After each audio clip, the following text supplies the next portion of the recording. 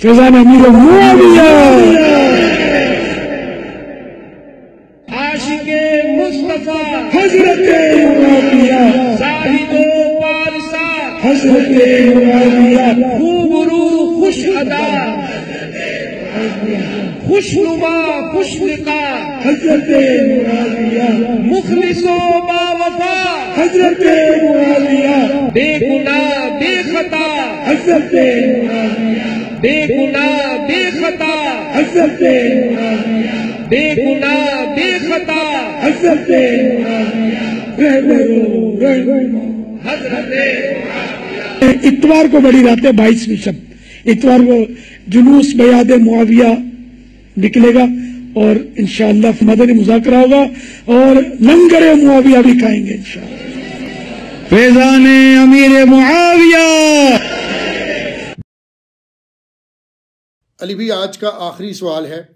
میں کچھ عرصہ قبل علی بھائی کے پرانے بزرگ اور روحانی استاد حضرت مولانا الیاس قادری المعروف باپا جانی کے پاس بیٹھا ہوا تھا حافظہ اللہ تعالی. حافظہ اللہ تعالی. اور یہ بالکل ایک نجی نوعیت کی محفل تھی. گفتگو کے دوران باپا جانی نے اپنے قریبی رفقا اور مجلس شورا کے لوگوں کو یہ نصیحت کی کہ اگرچہ میں نے پگڑی یعنی امامہ کے ساتھ سنت رنگوں کا اعلان کیا ہے لیکن آپ لوگ کالی پگڑی سے اجتناب کیا کریں کیونکہ یہ کالا رنگ آج کے دور میں رافضیوں یعنی اہل تشیع کی نشانی بن چکا ہے. مجھے بڑی حیرانگی ہوئی کہ ہمارے دینی پیشوا کے قول و فعل میں کس قدر تضاد موجود ہے لیکن میں اپنی بزدلی کی وجہ سے کچھ بول نہ سکا. علی بھائی سے میری گزارش ہے کہ میری یہ آنکھوں دیکھی سچی کہانی عوام الناس کو بتائیں اور ان کی آنکھیں کھولنے کی کوشش کریں. جزاک اللہ خیرہ. جزاک اللہ خیرہ. آپ کے علی بھائی کو اس سے بڑھ کے ان کی سٹوریاں پتہ ہیں اور باقیوں کی بھی. میں اکثر کہتا ہوں آپ کو ان کی نجی محفل کی اگر لیکڈ ویڈیوز آپ کو مل جائیں تو آپ تو یقین کریں صرف علماء دین نہیں دین سے متنفر ہو جائیں گے ان کی وجہ سے. دین کا کوئی قصور نہیں ہے. یہی لوگ جب گرین پگڑی باندھتے تھے نا تو اس وقت یہ کہتے تھے سفید اور کالی پگڑی باندھنا یہ جو ہے وہ نجدیوں تبلیغی جماعت والوں کی نشانی ہے. آج یہ خود باندھ رہے ہیں سفید پگڑی کیونکہ اس وقت انہوں نے وہ ان کے برانڈ میں وہ چل رہی تھی. تو اپنی نجی محفلوں میں یہ بالکل ڈیفرنٹ نظر آتے ہیں. ان کی جسے کہتے ہیں جوڈیشری کی سٹیٹمنٹ اور ہوتی ہے اور پبلک سٹیٹمنٹ اور ہوتی ہے. اس قسم کے آپ کو کئی ایک واقعات ان لوگوں کے بھی ملیں گے باقیوں کے بھی ملیں گے. ان کو چھوڑ دیں یہ تو ہمیں پتہ ہی ہے اس پہ میں بعد میں بات کرتا ہوں. ہمارے اپنے شہر کے اندر اہل حدیث کے پاکستان لیول کے وہ ایک سمجھ لیں جماعت میں ان کی پوسٹ ہے. وہ ہمارے ایک بھائی کو ملنے کے لیے گئے اور وہ بھائی ہمارے درس میں آتے تھے لیکن وہ نسلاً خود اہل حدیث تھے ان کے والد صاحب بھی. تو ان کا بیٹا پیدا ہوا تو انہوں نے آ کے پوچھا کہ جی آپ نے اپنے بیٹے کا نام کیا رکھا ہے؟ تو انہوں نے کہا جی میں نے اپنے بیٹے کا نام رکھا ہے محمد علی. اوہ یہ تو شیعہ والا نام ہے. گھبرا کے وہ کہنے لگے یہ تو شیعوں والا نام ہے. اچھا تو محمد صلی اللہ علیہ وآلہ وسلم کو سنی نہیں مانتے؟ سیدنا علی رضی اللہ تعالیٰ عنہ علیہ السلام کو سنی نہیں مانتے؟ کیا ہماری مساجد میں خلفائے ثلاثہ کے ساتھ چوتھے خلیفہ سیدنا علی کا نام نہیں لکھا ہوا؟ ٹھیک ہے تو پھر یہ آپ کس کو دھوکہ دے رہے ہیں؟ مسجد نبوی شریف کے اندر بھی چاروں خلفاء کے نام لکھے ہوئے. اور آپ کو مزے کی بات بتاؤں 4 خلیفوں کے بعد انہوں نے حضرت معاویہ کا نام نہیں مسجد نبوی میں لکھا ہوا, حسن و حسین کا نام لکھا ہوا ہے. اور اس کے بعد انہوں نے عشرہ مبشرہ جو 10 جنتی صاحب ہیں ان لوگوں کے نام لکھے ہوئے ہیں. اور اس کے بعد انہوں نے 4 فقہ کے اماموں کے نام بھی لکھے ہوئے ہیں. اور اس کے بعد 12 اہل بیت کے اماموں کے نام بھی لکھے ہوئے ہیں جی, جو سنی اور شیعہ میں کامن ہے. یہ مسجد نبوی شریف کی جہاں پہ چھتریاں کھلتی ہیں نا وہاں اوپر آپ ذرا دیکھیں وہ نام ابھی بھی لکھے ہوئے ہیں. وہ ٹرکس نے لکھے تھے چونکہ سعودیہ نے ایک ٹریٹی کے تحت یہ مسجد نبوی ان کے حوالے ہوئی تھی, یہ ان کی وہ تبدیلی نہیں کر سکتے. اس میں آپ کو امام زین العابدین, امام باقر, امام جعفر, امام موسیٰ کاظم, ٹھیک ہے, امام علی رضا, امام تقی, امام نقی, امام حسن عسکری, امام مہدی, ان کے نام بھی لکھے ہوئے ہیں. وہ الیاس گھمن صاحب بھی ایک ویڈیو میں کہہ رہے تھے نا امام حنیفہ کا نام تو مسجد نبوی میں لکھا ہے، تو میں نے کہا تھا کہ خالی امام حنیفہ کا لکھا ہوا ہے، امام جعفر کا نہیں لکھا ہوا. تو اگر اس کی بنیاد پہ آپ نے ان حنفی ہونا ہے تو آپ جعفری کیوں نہیں ہوتے؟ اور اس سے بڑھ کر خلفائے راشدین کی نسبت سے آپ جو ہے وہ صدیقی، فاروقی، عثمانی اور علوی کیوں نہیں ہوتے ہیں؟ تو یہ میں آپ کو نجی محفل میں بتا رہا ہوں، نجی محفل میں. اور آپ دیکھ لیں سعودی عرب میں یا عرب اسٹیٹس کے اندر اگر آپ کے نام میں علی، حسن، حسین آتا ہے نا تو آپ کے پاسپورٹ کو وہ پہ اگر یہ لکھا ہے تو آپ کو سائڈ پہ کر لیتے ہیں. وہ ویسے کہتے ہیں ہم آن کرتے ہیں، لیکن وہ آپ کو میں نے بتایا نا کہ خاصوں کے سامنے یہ اور باتیں کرتے ہیں، عام لوگوں کے سامنے یہ اور کرتے ہیں. اور یہ سب کا حال ہے. یہ تو میں نے آپ کو بتایا اہل حدیث کا. دیوبند کا بھی حال سن لیں. ہمارے پاس ایک بھائی آئے جو تبلیغی جماعت سے تھے، وہ پاکستان لیول کے ایک دیوبندی عالم کو، جن کا میں نام نہیں لیتا، ان کو ملنے گئے اور کہا کہ جی میں انجینئر صاحب کی ویڈیوز دیکھتا ہوں، انہوں نے المحنن سے یہ ساری باتیں بتائی ہیں، آپ لوگوں کے بزرگوں کے یہ عقیدے، تو اور کافی ساری چیزیں اور بھی انہوں نے ڈسکس کی. تو ان عالم صاحب نے کہا کہ تمہاری باتیں، یہ جو انجینئر بتا رہا ہے نا باتیں بالکل ٹھیک کر رہا ہے. ہم یہ جو بزرگوں کے ہمارے عقیدے ہیں نا، پرسنلی میں بھی ان سے اتفاق نہیں کرتا. ہم نہیں، میں، لیکن کمرے کے اندر نہیں کرتا. باہر میں یہ بات کروں گا تو کیا کریں گے؟ وہ اٹھا کے پرے پھینک دیں گے. وہ کہتا ہے میں بڑا خوش ہوا کہ یار ہمارے اپنے عالم نے مجھے انڈورس کر دیا ہے کہ علی بھائی جو باتیں کریں بالکل ٹھیک ہے. اگرچہ ان سے انڈورس کروانے کی ضرورت نہیں، آپ خود پڑھ کے دیکھ لیں وہ ٹھیک ہے کہ نہیں. ہم تو ہر چیز ڈسپلے کرواتے ہیں. ایک طرف بزرگوں کا دین بتاتے ہیں، دوسری طرف بخاری مسلم رکھتے ہیں، قرآن رکھتے ہیں. کہتے ہیں جب میں اٹھنے لگا تو میں نے انہیں کہا کہ مجھے کوئی نصیحت کریں. تو انہوں نے کہا میں تمہیں ایک ہی نصیحت کروں گا کہ انجینئر کو نہ سنا کرو. تھوڑی دیر پہلے انجینئر صاحب کو انڈورس کر رہے ہیں، آپ کہہ رہے ہیں اس کو نہ سنا کرو. تو یہ نجی محفلوں میں اور ہوتے ہیں. یہ ہمارے دیوبند حضرات جو ہیں حضرت ابوبکر، عمر، عثمان و علی کے دن منا رہے ہیں نا، اب تو حضرت معاویہ کا بھی دن انہوں نے منانا شروع کر دیا. ان سے یہ پوچھیں کہ حضرت ابوبکر، عمر، عثمان و علی کے بعد کیا حضرت معاویہ کا درجہ آتا ہے؟ وہ عشرہ مبشرہ کے آپ دن منا رہے ہیں کیا؟ اور پھر ہم تو اس سے بڑی ڈیمانڈ رکھیں گے، حضرت عمار ابن یاسر کی شہادت کا دن کیوں نہیں مناتے آپ؟ کروڑوں معاویہ ہو جائے نا، ایک عمار ابن یاسر کے برابر نہیں ہے. تو عمار بن یاسر کی شہادت کا دن کیوں نہیں آپ مناتے ہیں؟ کیونکہ پھر لوگ پوچھیں گے اس کو شہید کس نے کیا ہے. ہاں، پھر جب آپ بتائیں گے نا کہ یوں ہوا تو وہ پھر آپ کو کہیں گے صحیح بخاری میں 2812 نمبر حدیث ہے، جو مسلم میں بھی ہے، کہ ہائے افسوس عمار، تجھے ایک باغی جماعت قتل کرے گی، تو انہیں اللہ اور جنت کی طرف بلائے گا، وہ جماعت دوزخ کی طرف بلا رہی ہوگی. پھر تو لوگوں کو یہ پتہ چل جائے گا کہ حضرت علی کی پارٹی جنت کی پارٹی ہے، اللہ کی پارٹی ہے، اور ان کے مخالفین جہنم کی طرف بلانے والے ہیں. جہنمی میں نہیں کہتا، لیکن ان کا عمل جہنمیوں کی طرف بلانے والا عمل تھا. اور ظاہر نبی علیہ السلام سے تو میں ٹکر نہیں لے سکتا نا، یہ تو حضور نے فرمایا نا، میری تو بات ہے ہی نہیں ہے. ہم کس طرح ٹکر لیں؟ ہم نے بخاری مسلم سے صرف رفع الیدین لینا ہے، یہ حدیثیں نہیں لینی ہے جو آل امیہ کی بدماشیوں کو ننگی کرنے والی حدیثیں، سب کچھ لینا ہے. تو یہ کبھی نہیں آپ کو عمار بن یاسر کی شہادت تو نہیں منائیں گے. یہ چلیں نجی محفل میں ہی منا لیں، پبلکلی نہیں منا سکتے. یہی باپا جانی جو ہیں، انہوں نے جناب بے خطا، بے گناہ، ڈیش ڈیش کے نعرے لگوائے ہیں. کبھی یہ بھی نعرہ لگوائے نا کہ بے خطا، بے گناہ عمار بن یاسر. تو ان کی نجی مجالس کا رنگ اور ہوتا ہے، پبلک گیدرنگز کا رنگ اور ہوتا ہے. ہمیں پتہ ہے، میں خود میرے بھائی 10 سال تک دعوت اسلامی میں رہا ہوں، 1991 سے لے کے 2001 تک. میرے اپنی زندگی کی گولڈن پیریڈ جو جوانی کا جو ہے دعوت اسلامی میں گزرا ہے، اپنی میٹرک کی لائف سے لے کے انجینئرنگ یونیورسٹی کے فارغ ہونے تک. اور مجھے پتا ہے اس بات کا، یہ لوگ بھی قرآن پہ حلف دیں اگر میں جھوٹ بول رہا ہوں تو قرآن پہ حلف دیں کہ یہ جھوٹ بول رہا ہوں. میں دعوت اسلامی میں اس وقت گرین پگڑی تھی، نہ آپ سفید پگڑی پہن سکتے تھے، نہ کالی پہن سکتے تھے، نہ براؤن پہن سکتے تھے.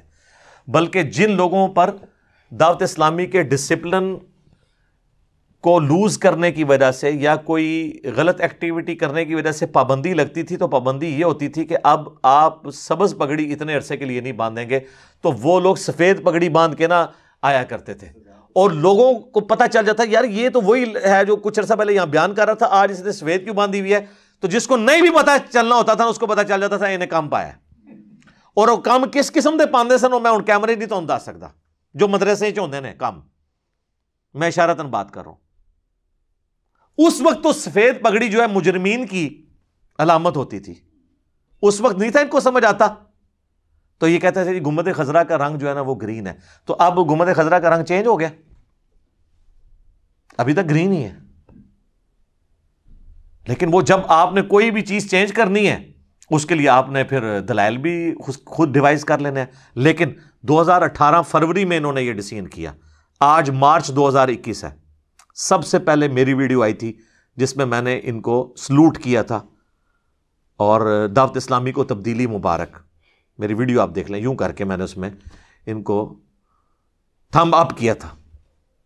ایک طرف گرین پگڑی میں ان کی تصویر لگائی تھی اور ایک طرف اسی گرین پگڑی کو میں نے کالا کر کے نا اڈوب فوٹو شاپ میں تو وہ لگائی تھی کہ ٹھیک ہے آپ نے اناؤنسمنٹ کی, ہم آپ کو ویلکم کرتے ہیں. وہ آلموسٹ کوئی 6.25 لاکھ کے قریب لوگ ویڈیو دیکھ چکے ہیں, بلکہ سب سے زیادہ دعوت اسلامی کے والے سے اگر کوئی ویڈیو دیکھی گئی ہے نا تو وہ والی ویڈیو ہے. ان کی اپنی اناؤنسمنٹ کی ویڈیو بھی شاید اتنے لوگوں نے نہ دیکھی ہو, اور اس میں میں نے پورا کلیئر کیا کہ میں تو گرین پگڑی کے بھی خلاف نہیں ہوں, نہ اس وقت تھا نہ اب ہوں. بلکہ جب انہوں نے اناؤنسمنٹ کی تو اس کے بعد پھر میں نے گرین پگڑی پہن کے اپنی میلاد شریف والی پورا پروگرام جو تھا مجلس 34 وہ ریکارڈ کروائی تھی, کہ میں نے کہا برانڈ نہیں یہ رہا تو اب میں اس کو پہنوں گا. تو انہوں نے اس وقت اناؤنسمنٹ کی اور کچھ عرصہ انہوں نے کالی بھی 1-2 دفعہ باندھی لوگوں کو دکھانے کے لیے, پھر زرد بھی باندھی اور بھی. لیکن اب کافی عرصے سے میں دیکھ رہا ہوں صرف سفید پہ آ گئے ہیں, اور خصوصاً مین جتنے لوگ ہیں وہ سب سفید باندھ رہے ہیں. تو مجھے سمجھ نہیں آ رہی تھی کہ یہ باقی اب کیوں نہیں باندھ رہے. تو ابھی تو میں اس کے اندر جو چھپی ہوئے راز ہے نا کہ یہ پگڑی کس نے ان سے چینج کروائی اور اس کے پیچھے موٹیو کیا تھا, اور یہ جو انہوں نے بے گناہ بے خطا ڈیش ڈیش کے نعرے لگوائے, اس کے اگینسٹ انہوں نے بینیفٹ کیا لیے ہیں, جو میرے پاس فرسٹ ہینڈ نالج ہے. پھر ان کے لیے مصیبت کھڑی ہو جائے گی, میں اشارتاً بات کر رہا ہوں, لوگوں کو پتہ چل جائے گا. تو مجھے اب پتہ چلا جب اس بھائی نے آگے مجھے بتایا کہ یار یہ تو کالی پگڑی سے منع کرتے ہیں, تو پھر کس نے پہننی ہے؟ اگر آپ سمجھتے ہیں نا کہ یہ غلط کہہ رہا ہے وہ, تو یہ جناب 1 مہینے کے لیے سارے کالی پگڑیاں باندھ کے بتائیں, نہیں باندھیں گے. تو کل تک یہ وہابیوں کی علامت تھی سفید, وہابی سے مراد میں دیوبندی, اہل حدیث تو ان کو توفیق ہی نہیں ہے پگڑی باندھنے کی. اہل حدیث والے وہابی تو وہ سر رمال باندھتے ہیں, پرانے پھر بھی باندھ لیتے تھے, یہ نئے والے تو نہیں باندھتے. تو کل تک تو سفید پگڑی جو ہے وہ دیوبندی اور تبلیغی جماعت اور رائے ونڈ والوں کی نشانی تھی. آج آپ اس کو اتنا آن کیے ہوئے ہیں کہ آپ نے خود گرین بھی پہننی چھوڑ دی, اور بلیک کے بارے میں آپ اس طرح کی سٹیٹمنٹ دے رہے ہیں نجی محفلوں میں. ہمیں پتہ ہے یہ آپ کے بڑے بھی یہ کام ڈال کے گئے ہیں, بلکہ کئی بڑوں نے تو یہاں تک لکھ دیا یہ جہنمیوں کا لباس ہے, کالا لباس. ٹھیک ہے نا جی. اور پھر اور طرح کے آپ کو نا بہانے بتائیں گے, وہ کہتے ہیں نہیں جی وہ دیکھیں نا جی محرم میں تو خصوصاً بالکل نہیں پہننا چاہیے کیونکہ رافضیوں نے پہنا ہوتا ہے. تو میرے بھائی محرم میں آپ کالا لباس پہن کے محبت اہل بیت کا ثبوت دیں, وہ ساری ایکٹیویٹیز نہ کر کے جن ایکٹیویٹیز سے آپ کو اختلاف ہے, اور آپ کہیں دیکھیں ہم جو ہے وہ محبت اہل بیت ہمارے اندر بھی موجود ہے. یہ تو بائی چانس میں نے بھی آج کالا لباس پہنا ہوا ہے, اور اللہ کا شکر ہے. کالا لباس تو جس طرح کی سنت ہے نا کوئی بھی نہیں ہے. سب سے پہلے تو ہماری عقیدت جڑی ہوئی ہے خانہ کعبہ کے غلاف کے ساتھ, اور صحیح بخاری میں موجود ہے غلاف کعبہ نبی علیہ السلام کی بعثت سے پہلے بھی ڈالا جاتا تھا, آپ نے اسے انڈورس کیا. غلاف کعبہ کا رنگ کالا ہے اور اللہ تعالیٰ کو پسندیدہ ترین رنگ ہے. دنیا میں جتنے قرآن چھپے ہوئے ہیں ان کی سیاہی کیا ہے؟ کالی. آپ کے سارے حفاظ کالی سیاہی کیوں؟ یہ اللہ کا پسندیدہ رنگ ہے. کالے جیسا تو کوئی پسندیدہ رنگ نہیں ہے. باقی رنگ بھی ہیں, سبز بھی, سفید کے بھی فضائل ہیں, لیکن یہ کالے کو آپ دیکھ لیں کتنی اللہ تعالیٰ نے اس کو برکت دی اس کلر کو. پھر نبی صلی اللہ علیہ وآلہ وسلم کی پگڑی کالے رنگ کی تھی. صحیح مسلم میں حدیث ہے فتح مکہ کے موقع پر آپ جب داخل ہوئے تو کالی پگڑی آپ نے پہنی ہوئی تھی اور اس کے 2 شملے چھوڑے ہوئے تھے. پگڑی کے طور پر بھی آپ نے استعمال کیا. بلکہ صحیح مسلم میں کیٹاگوریکلی ایک اور حدیث ہے کہ نبی علیہ السلام جب جمعے کا خطبہ دیتے تھے آپ کالی پگڑی باندھتے تھے. سفید پگڑی بھی سنت ہے اس اعتبار سے. ہماری مین سٹریم کی کتابوں میں تو سفید پگڑی کا ذکر صحیح سند سے موجود نہیں ہے. المستدرک للحاکم میں ایک حدیث ہے کہ حضرت عبد الرحمن بن عوف کو نبی علیہ السلام نے ایک دفعہ سفید پگڑی باندھی تھی اور اس کا صدل بھی چھوڑا تھا ایک چپے کے برابر. وہ حدیث یوں ہے کہ عبداللہ بن عمر سے ایک بندہ آ کے پوچھتا ہے یہ صدل کے بارے میں آپ کیا کہتے ہیں, جو پگڑی میں صدل چھوڑا جاتا ہے, یہ کپڑا لٹکایا جاتا ہے, یہ یا یہ؟ تو انہوں نے کہا کہ بڑی لمبی حدیث ہے, اس میں الفاظ ہیں کہ عبد الرحمن بن عوف نے ایک دفعہ سفید پگڑی بغیر اس صدل کے یعنی بغیر شملے کے باندھی ہوئی تھی. نبی علیہ السلام نے اپنے مبارک ہاتھوں سے وہ کھول کے دوبارہ سے باندھی اور اس کے لیے چپا جو ہے نا وہ صدل چھوڑا. پورا بھی اس طرح چھوڑ سکتے ہیں, یہ بھی ہم نے دونوں چھوڑے ہوئے ہیں. کوئی اگر کہ وہ چپے والا کی دے تو یہ ہے سر, لمبے والا کی دے تو یہ ہے, دوئے موجود نے. اور نبی علیہ السلام نے کہا کہ اے عبد الرحمن بن عوف یوں پگڑی باندھا کرو, یوں امامہ باندھا کرو, یہ خوبصورت لگتا ہے. تو سفید پگڑی بھی نبی علیہ السلام کو پسندیدہ ہے. شیعہ اس میں غلو کرتے ہیں, وہ کہتے ہیں کہ سید صرف کالی پگڑی باندھیں گے, غیر سید سفید باندھیں گے. اس لیے آپ دیکھیں گے امین شہیدی صاحب کبھی کالی پگڑی میں آپ کو نظر نہیں آئیں گے. آج نوٹ کر لیں آپ. جواد نقوی صاحب کالی اور سفید دونوں میں نظر آئیں گے کیونکہ وہ سید ہیں, ان کے پاس سرٹیفکیٹ ہے بقول ان کے. شہنشاہ نقوی صاحب کالی سفید دونوں میں نظر آئیں گے, لیکن امین شہیدی صاحب صرف سفید میں نظر آئیں گے کیونکہ وہ سید نہیں ہے. تو ان کے ہاں صرف سید کالی پگڑی باندھ سکتا ہے اور غیر سید صرف سفید باندھے گا. سید کالی بھی باندھے سفید بھی باندھے, ظاہر ہے سید نا جیسی تو امتی ہیں, تو یہ ان کا مسئلہ باطل ہے. میں تو آپ کو پتہ ہے دونوں کلر استعمال کرتا ہوں الحمدللہ. تو کالی پگڑی نبی علیہ السلام کی اس اعتبار سے سنت کہ آپ نے فتح مکہ کے موقع پر بھی پہنی اور جمعے کے خطبے میں بھی استعمال کرتے تھے. اور میں بریلویوں سے پوچھوں گا یہ جو آپ کالی پگڑی سے اتنا بغض رکھتے ہیں, یہ کالی کملی والے نعت کیوں پڑھتے ہیں؟ آپ پڑھا کریں نا, سفید کملی والے, گرین کملی والے. نعت میں تو کالی کملی والے ہی پڑھتے ہیں. اور بعض لوگ کہتے ہیں وہ کملی گستاخی ہو جائے گی, کالا کمبل کہہ دیا کریں تاکہ وہ تصغیر کا سیگا نہ آئے. چلیں کالے کمبل والے, تو کالا ہی تھا نا. نبی علیہ السلام کی چادر کالی تھی نا, وہ جو صحیح مسلم میں حدیث ہے. اما عائشہ کہتی ہیں کہ نبی علیہ السلام ایک دن اس حال میں اپنے گھر سے نکلے کہ آپ نے ایک منقش چادر کالے رنگ کی اوڑھی ہوئی تھی. اتنے میں حسن ابن علی آئے تو نبی صلی اللہ علیہ وآلہ وسلم نے انہیں اپنی اس چادر کے نیچے لیا. پھر حسین ابن علی آئے, ان کو بھی چادر کے نیچے لیا. پھر سیدہ فاطمہ آئیں, ان کو بھی چادر کے نیچے لیا. اس کے بعد مولا علی آئے, ان کو بھی چادر کے نیچے لیا. اور نبی علیہ السلام نے ان کو چاروں کو اپنے ساتھ چادر میں لے کے, سر یہ اتنا غیر معمولی واقعہ ہے کسی گھر کے سرپرست کا اپنی فیملی کے ساتھ. میرے لیے ہم نے بھی آج تک کبھی نہیں کیا ہوگا اتنا لاڈ. اور سیدہ عائشہ یہ دیکھ رہی ہیں, حالانکہ وہ بھی اہل بیت میں سے, لیکن یہ خصوصی اہل بیت ہے. پھر آپ نے سورہ الاحزاب کی آیت نمبر 33 تلاوت کی. یہ صحیح مسلم ہے, مولانا شریف یا کہانی شریف نہیں ہے. انما یرید اللہ لیذھب عنکم الرجس اہل البیت ویطہرکم تطہیرا.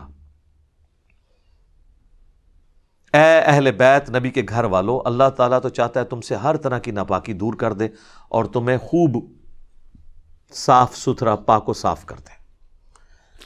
تو نبی علیہ السلام نے ان کو اس چادر, تو اس میں تو کالی چادر, اسے حدیث قصا کہتے ہیں. اور یہ حدیث تو سنی اور شیعہ دونوں کے ہاں پائی جاتی ہے.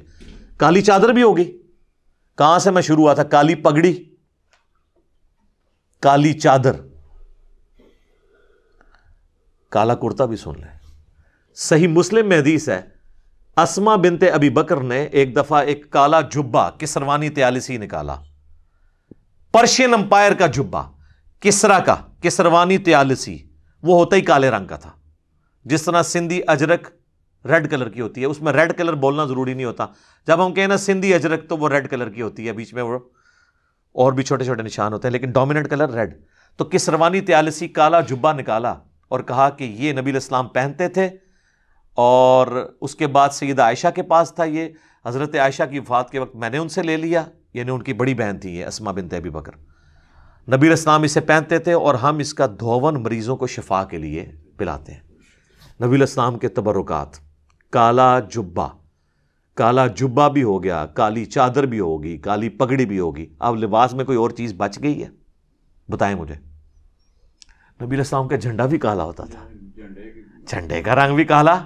بلکہ جھنڈے کے اوپر تو ہم آپ کو وہ حدیث سنائیں گے کہ کالے جھنڈے کے اوپر مسند احمد میں ایک حدیث ہے، وہ حدیث مشکات کے اندر بھی ہے لیکن اس کی سند کمزور ہے جو مرفوع روایت ہے، لیکن اس کی جو موقوفاً روایت ہے نا اس کی سند بالکل ٹھیک ہے. اس لیے شیخ زبیر صاحب نے مشکات کے فٹ نوٹ پہ وہ موقوفاً روایت بھی المستدرک للحاکم کی بھی لکھ دی ہے. نبی الاسلام سے جو مرفوع روایت ہے وہ حضرت ثوبان نے روایت کی ہے جو ضعیف ہے، لیکن ثوبان صحابی کا اپنا بھی قول موجود ہے، اور ظاہر نبی الاسلام کے بتانے پہ موقوف ہے کیونکہ غیبی خبر ہے. یہ مولا رسول اللہ تھے، نبی الاسلام نے ان کو آزاد کیا تھا، جس طرح زید ابن حارثہ مولا رسول اللہ تھے.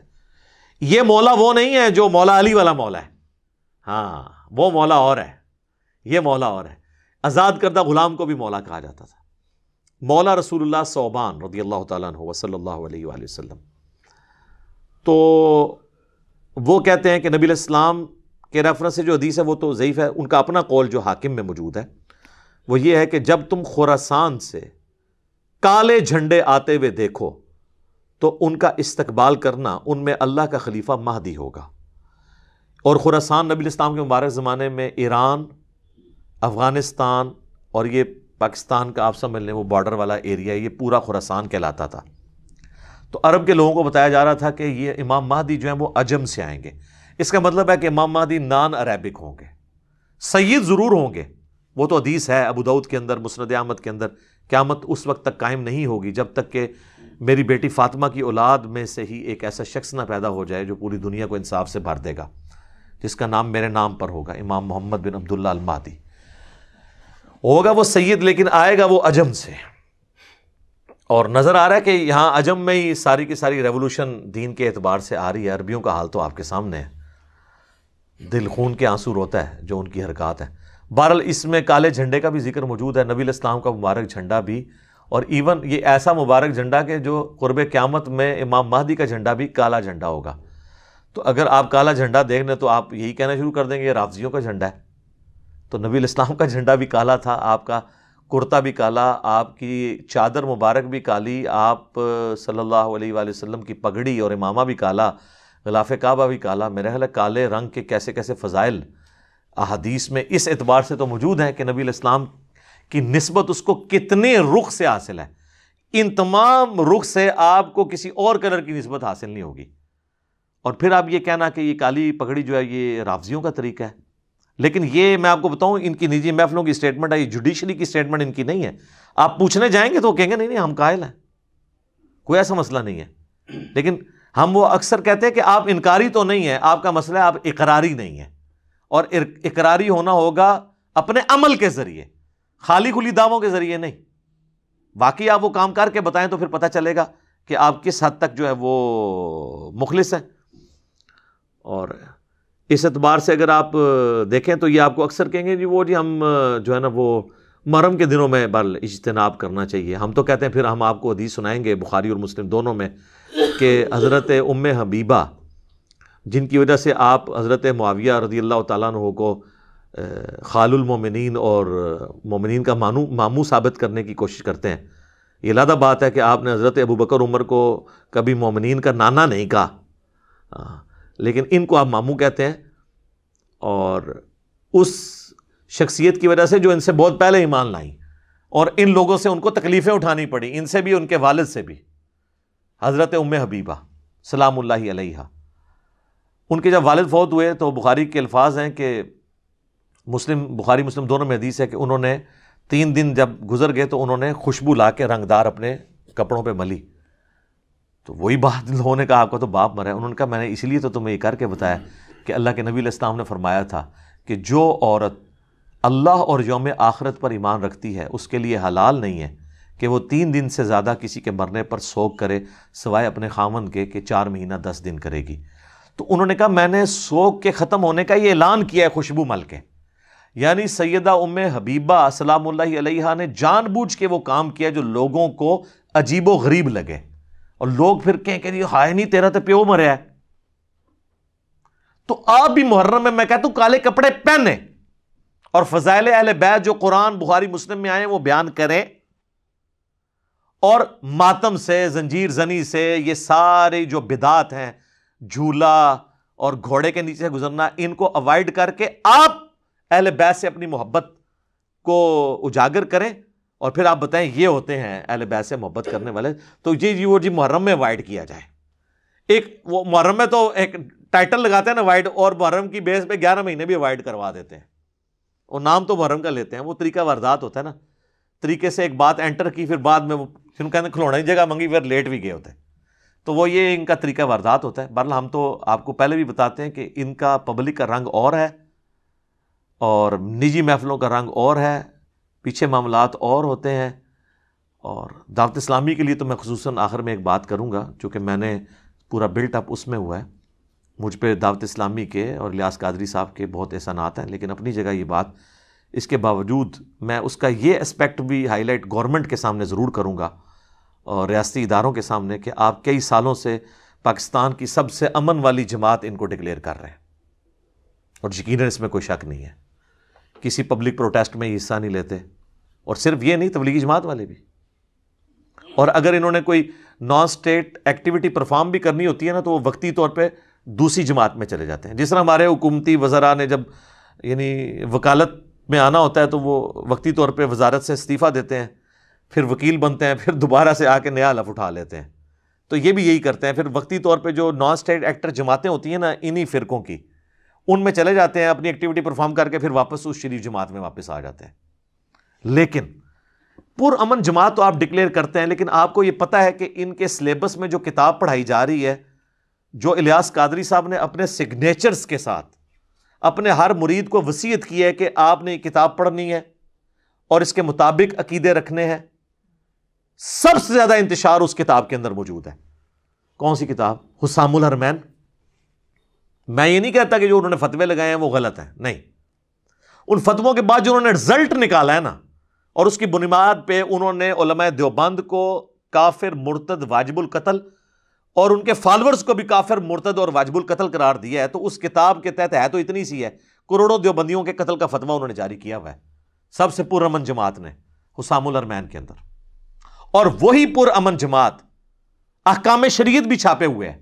اور یہ وہ کتابیں جو ان کی ویب سائٹ، دعوت اسلامی کی ویب سائٹ پہ بھی رکھی ہیں، ہارڈ کاپی بھی ان کے مکتبے سے ملے گی. اعلیٰ حضرت کی کتاب احکام شریعت، یہ حسام الحرمین بھی ان کی ہے. اس میں ان سے پوچھا گیا کہ وہابیوں کی اگر جماعت ہو رہی ہو تو ہم وہابیوں کے پیچھے نماز پڑھ سکتے ہیں؟ تو انہوں نے کہا وہابیوں کی نماز نہ نماز ہے، نہ جماعت ہے. پھر پوچھا گیا کہ وہابیوں کی مسجد میں جا کے نماز پڑھ سکتے ہیں؟ اور وہابی اعلیٰ حضرت جو ہے نا دیوبند اور اہل حدیث کو کمبائنڈ طور پہ کہتے ہیں، دونوں کو. تو اس کے جواب میں انہوں نے کہا کفار کی مساجد مثل گھر کے ہیں. سیدھا جواب کفار. کس کو؟ اہل حدیث اور دیوبند کو. سر جو آخری پھر فتویٰ ہے نا ان کا، جب ان سے پوچھا گیا کہ یہ جو وہابیہ کا ذبیحہ ہے اس کے بارے میں آپ کیا کہتے ہیں؟ وہ کہتے ہیں وہابی 1,00,000 دفعہ بھی اللہ کا نام لینا، ذبیحہ حرام اور مردار ہی رہے گا. اور اس کے ساتھ انہوں نے پھر کلیئر کیا کہ اس سے مراد دیوبندی، اہل حدیث، قادیانی کافروں کو بھی بیچ میں ڈال دیا، یعنی ان کے لیول پہ ان کو رکھا. اور پھر کہا کہ البتہ یہود و نصارہ اگر اللہ کا نام لے کر ذبح کریں تو ان کا ذبیحہ حلال ہے. تو یہود و نصارہ سے بدتر اعلیٰ حضرت نے ڈکلیئر کیا. اور وہ کتاب کون چھاپ رہے ہیں؟ کہ جن کو ہماری ادارے سب سے پرامن جماعت پاکستان کی ڈکلیئر کیے ہوئے ہیں. وہ ظاہری امن کے اندر کس قسم کا آپ کہہ لیں کہ شر چھپا ہوا ہے. یہ بھی تو چیزیں ہائی لائٹ ہونا، ان کی پرنٹنگ بند کروائیں اس قسم کی چیزیں جو لوگوں کو ابھار رہی ہیں. تو یہ میں نے 2 اس کی مثالیں، اور یہ میرے پچھلے دنوں بھی ایک ویڈیو اپلوڈ ہوئی تھی اعلیٰ حضرت کے طوفانی فتوے. سر پھر اب ہمارا ہی حوصلہ ہے نا کہ ہم سب سے اختلاف کر کے ساروں کو مسلمان سمجھتے ہیں. میں صرف دنیا میں 2 فرقوں کی تکفیر کرتا ہوں. ایک اہل سنت سے ٹوٹ کے الگ ہونے والا فرقہ قادیانی، چونکہ قادیانی شیعہ سے الگ نہیں ہوئے، اور حنفی بھی ہیں، وہ آج تک حنفی ہیں، ان کو میں کافر سمجھتا ہوں.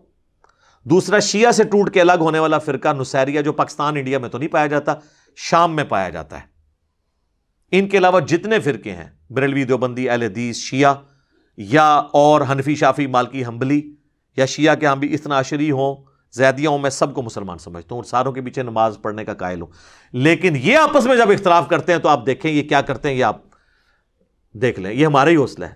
اور پھر ہم آپ کو بس صرف نرم انداز میں ہی کہتے ہیں کیا کہ مرنے سے پہلے اے مسلمان کر لے اس پہ غور، کتابوں کا خدا اور ہے بابوں کا خدا اور، یعنی بابے بھی اسی خدا کو مانتے ہیں لیکن جو کتابوں کی تعلیمات ہیں اس سے ہٹ کے وہ مان رہے ہوتے ہیں. اور جب تم غور کرو گے ایک دن آئے گا تمہارے اندر سے آواز نکلے گی کیا کہ نہ میں وابی نہ میں بابی، میں ہوں مسلم علمی کتابی. نہ ہم سو کالڈ وہابی ہیں، کوئی علمی بات کرے اسے وہابی کہہ دیتے ہیں، اور نہ ہم بابوں کا دفاع کرنے والے بابوں کے اندھے فالور بابی ہیں، بلکہ ہم علمی کتابی ہیں اور مسلم ہیں. اسی پہ ہمیں فخر محسوس کرنا چاہیے جو اللہ تعالیٰ نے ہمارا نام رکھا قرآن میں، وَسَمَّاكُمُ الْمُسْلِمِينَ مِنْ قَبْلُ وَفِي هَذَا. اس نے تمہارا نام مسلم رکھا ہے. ابراہیم علیہ السلام کی ملت کی پیروی کرو جنہوں نے تمہارا نام مسلم رکھا، اور اللہ نے بھی اس کتاب میں انڈورس کیا. ملت ابیکم ابراہیم هو سماکم المسلمین من قبل وفی ھذا. اور میں اپنی اس گفتگو کا اختتام اس حدیث پہ کرتا ہوں جو بخاری مسلم دونوں میں ہے کہ قرب قیامت میں نبی علیہ السلام فرماتے ہیں کہ آخری جب فیصلہ کن جنگ ہوگی مسلمانوں کی دجال کے خلاف تو یہودی دجال کے ساتھ ہوں گے اور مسلمان عیسیٰ ابن مریم کے ساتھ مل کے قتال کر رہے ہوں گے. تو یہودی جس پتھر کے پیچھے بھی چھپیں گے نا وہ پتھر بھی بولے گا سوائے ایک درخت کے جو یہودیوں کو بنا دے گا. اور مسلم کے الفاظ ہیں وہ غرقد کا درخت ہے جس کی کاشت انہوں نے کی. بہت بڑی جھاڑی ہوتی ہے، اس میں بندہ چلا جائے تو غیر سے تو نظر ہی نہیں آتا، وہ بنا دے گا. اس کے علاوہ کوئی درخت اور پتھر جس کے پیچھے یہودی چھپے گا نا تو وہ درخت اور پتھر بھی بول اٹھے گا، اللہ کی طرف سے معجزہ ظاہر ہوگا اور کہے گا یا مسلم. یہ الفاظ ہیں بخاری کے، اے مسلم میرے پیچھے یہودی ہے اسے قتل کر دے. یعنی میدان جنگ کی بات ہو رہی ہے، عام حالت میں نہیں. تو میں اس پہ عرض کرتا ہوں کہ وہ یا بریلوی یا دیوبندی یا اہل حدیث یا شیعہ یا حنفی مالکی شافی تو نہیں کہے گا، یا مسلم کہے گا. اور آپ تو مسلم نام سے ہی چڑھتے ہیں. آپ کسی مسجد میں جا کے کہیں میں مسلم ہوں، اگلا کہے گا میں کافر ہوں. پھر آپ وہ جب پتھر آپ کو آواز دے گا نا یا مسلم، تو آپ نے پھر اس کو بھی اس قسم کا ہی جواب دینا ہے. یہاں تو آپ کسی کو کہیں نا میں بریلوی ہوں، لوگ مان لیں گے دیوبندی ہوں، وہ جی فرقہ ہونا چاہیے جی. تو اردو تو کوئی فرقہ نہیں پھر رہے گا. اور وہ اسی لیے ہوگا کہ امام مہدی کو اگر بریلویوں میں آئے تو دیوبندیوں نے نہیں ماننا، دیوبندیوں میں آئے تو بریلویوں نے نہیں ماننا، اہل حدیث میں نہیں آئے تو کہیں گے انگریزوں کا ایجنٹ ہے. اسی صورت میں امام مہدی آ سکتے ہیں کہ جب سب لوگ اپنے آپ کو مسلم کہیں، اور وہ فضا بنتی ہوئی تیار ہو رہی ہے الحمدللہ انشاءاللہ تعالی. تو یہ آواز انشاءاللہ تعالی دنیا کے ہر کونے تک پہنچ رہی ہے. اللہ تعالیٰ سے دعا ہے جو حق بات میں نے کہی اللہ تعالیٰ ہمارے دلوں میں راسخ فرمائے. اگر جذبات میں میرے منہ سے کوئی غلط بات نکل گئی تو اللہ تعالیٰ ہمارے دلوں ہی سے محو کر دے اور ہمیں معاف بھی کر دے. ہمیں کتاب و سنت کی تعلیمات پر عمل کر کے دوسرے بھائیوں تک پہنچانے کی توفیق عطا فرمائے. سبحانک اللہم و بحمدک اشہد ان لا الہ الا انت استغفرک و اتوب الیک وما علینا الا البلاغ المبین. جزاکم اللہ خیرا.